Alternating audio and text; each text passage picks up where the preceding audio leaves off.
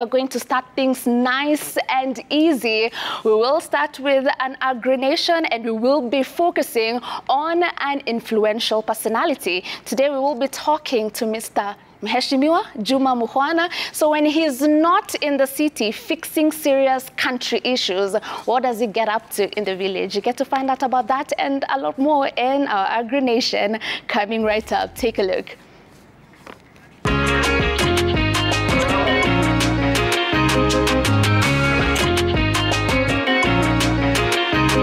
Now, welcome to today's Agri-Nation, and you know what we do in this segment. We get the opportunity to speak to key influential personalities who you didn't know that in another life they are farmers. And the search for our Agri Star of the Day brought us all the way to Bungoma County, Luanda to be specific, where we will have the distinct honor of speaking to the PS Ministry of Trade, Investments and Industries, Mheshimiwa Juma Mukhwana. Come along with me. Let us meet our Agri Star of the Day. Thank you so very much for inviting us to your farm today. We are so happy to be here. Thank you, thank you. Sasa tueleze hapa tumesimama. We want to take a tour in your entire farm. Yes. Lakini tunataka wewe ndo utuguide. Tuone ni nini umepanda hapa and also what inspired you to become a farmer. Sindio? Thank you. Before we even start talking about the farm, you being the PS, Ministry of Industry, Trade and Investment, you must be very, very busy. Please give us a day in the life of you as the PS. Once in a while, I take off from Nairobi and just come to Bungoma, but it's never quite relaxing because this is the time when I'm able to interact with people, to hear their ideas. So my day will be very early, some breakfast, I will get neighbors who will come to talk to me about their issues. But here we are, the rain season has just started. So this is Luanda village, this is where I was born. This was actually my late father's farm. And Bungoma, we are blessed. Good soils, a lot of good rain. As you can see here, we have a good crop of sugarcane. Yeah, the sugar industry has had these issues, but this land is very beautiful. You can see the sugarcane. It's very good. A lot of the farmers are doing that, and also for me to encourage, we do sugarcane farming as part of our income. If you look at this other side, we've already prepared the land, planted. Now you've told us this used to be your parents' farm. Yes, yes. When you were young growing up, did they try and bring you into the space of agriculture? Ama ulijifunza tu mwenyewe? No. They were very, very clear that you had to participate in farming. And one of the things that we were also told is a good family should have their own food. So buying food was a shame. So you have to grow your food. And that's exactly how it was. And so I watched my parents, all of them reach 80 years. My father never ran out of food. And so that's what inspires us. So when he left us this land, we feel like one way of continuing to respect him and continuing his legacy is really to continue keeping it busy. The land. There's also been the challenge of more often than not you see a lot of subdivision of agricultural land. Wakati wazazi wametuacha, the children divide that land and do totally different things with it, and that has been part of the reason as to why we are losing when it comes to agriculture. How have you managed to make sure that you maintain that agricultural history in your family? Yes, we've been lucky. At least what I see mostly now when the parents die, the kids sell the land. Sometimes they subdivide, they sell, they buy a motorbike. So there's a lot of, I think, education that we need for young people. The challenge I see with them is they want quick results and they want quick things. So they find that maybe the land is bringing money, but it's too slow. So they feel the motorbike will bring quicker. So what we are telling them is our population is growing, as you can see. More people means more food is needed. The only industry where you can't go wrong is growing food. Because the more people you have, the more food we need. And as you have rightly said, our land is being subdivided. So the few who have the land are the ones who have a future. Because then you can produce something that everybody wants to buy. Great. And so, yeah. All and right. so here is a crop of cassava. Yeah. Cassava is a traditional crop. This was one of the things that we were doing before the days of the white man. Cassava was being grown. This is one of our traditional crops. It's drought resistant. It's very nutritious. For people who have even diabetes, it is a low sugar content, and it's a perennial crop. So once you grow it, you can harvest for another 3 to 5 years, and then and to plant is very easy. You just, this stem I'm holding, if I put it here, I have planted. That's the next cassava. It's that easy.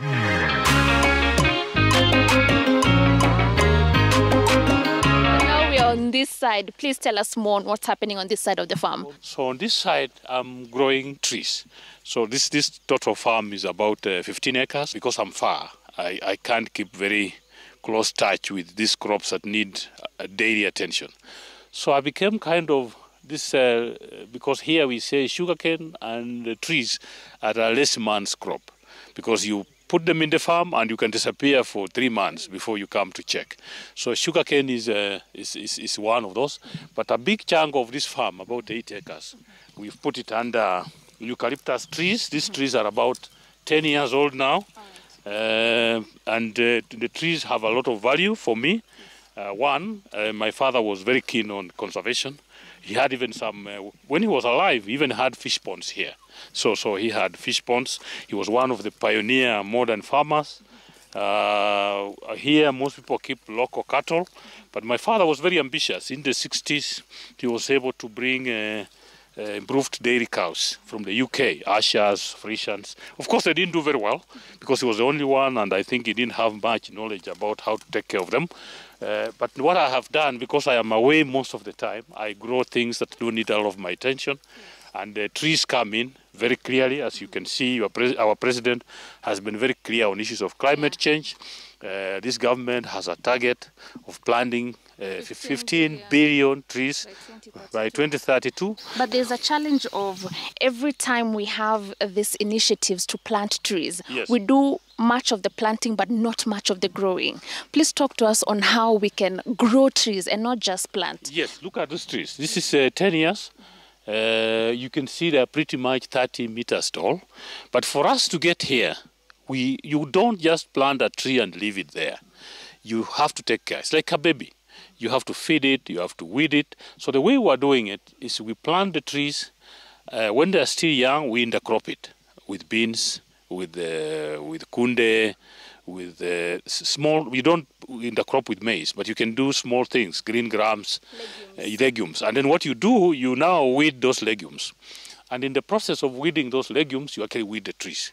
So that way you're able to take good care. So what we did pretty much is we planted the trees and we started intercropping with beans every season.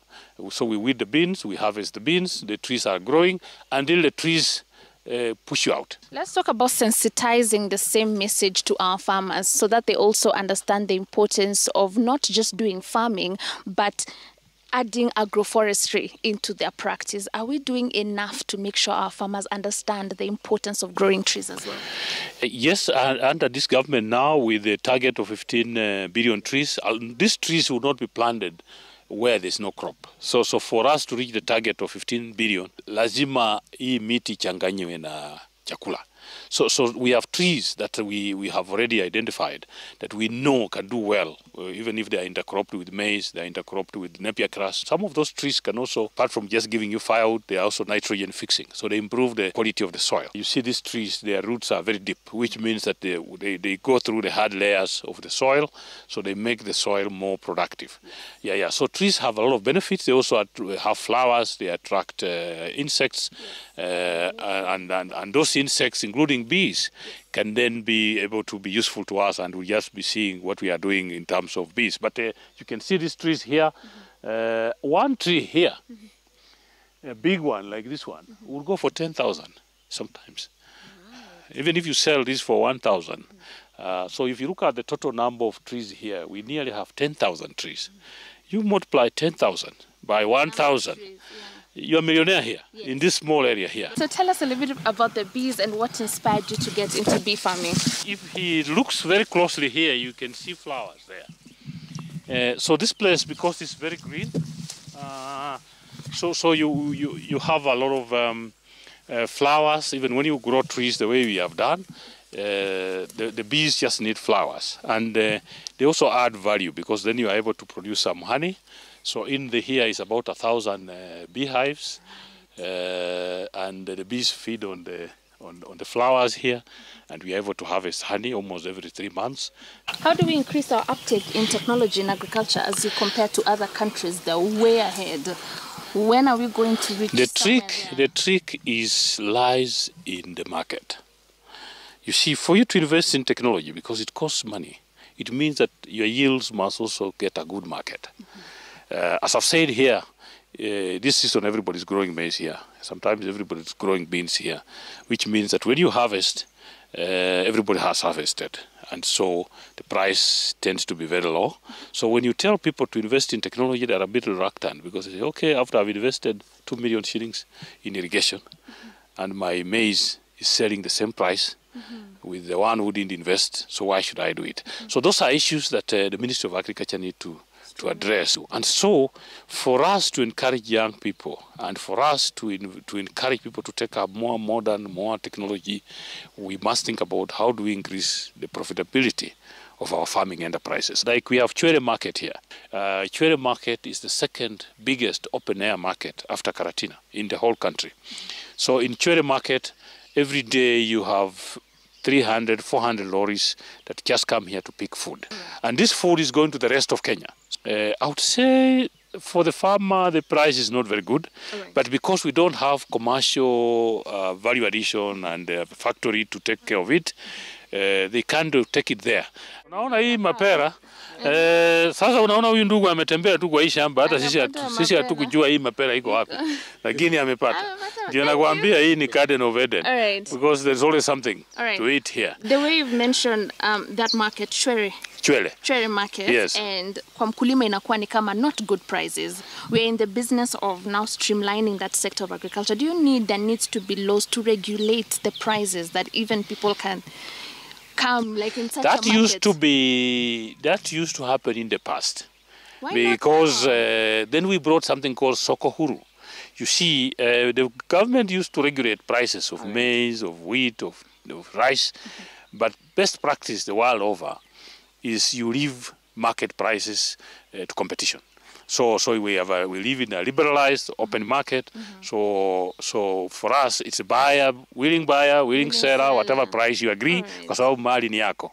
So that's what is happening. But I also know that the county government of Bungoma at Chwele has put up a poultry processing unit. So now the farmers can sell their poultry they have a processor there.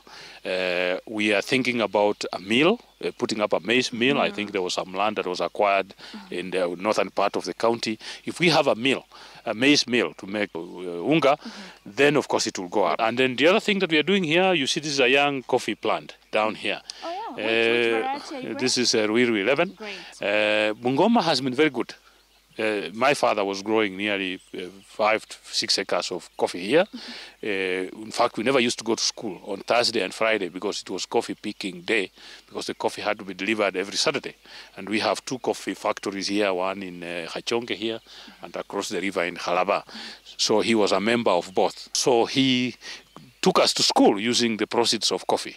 But then again, we had issues with prices, with mismanagement of cooperative societies. So a lot of farmers abandoned it. But now we are going back. Why? Because in the past, we would pay money to the coffee factory and expect the factory to pay the farmers. And they didn't do a good job. Now we've come up with I think the county has come up with a new cooperative law, which says only 3% of the proceeds of the crop will go to the officials. Na mkulima akileta kahawa yake ama akileta pamba yake, ukipima namna hii digital weighing scale inatumia mkulima message ya kusema kahawa yako ni kilo 15. Alafu you are connected to the bank. Bank straight unalipwa pesa yako. 3% inakatwa inakaa kwa cooperative. Tukienda style hiyo tutafaulu. So what's happening on this other side of the farm? Bananas. Because there's some potato here. A small remnant of it that we were growing in the past. Potato is also one of our traditional crops. This was something that we were growing before the Wazungus came. It is to plant it, you just pick this and put it on the other side. There's no diseases, and you have potatoes in 3 months. And then you have bananas. But now we have two types. There's the type that you grow for cooking.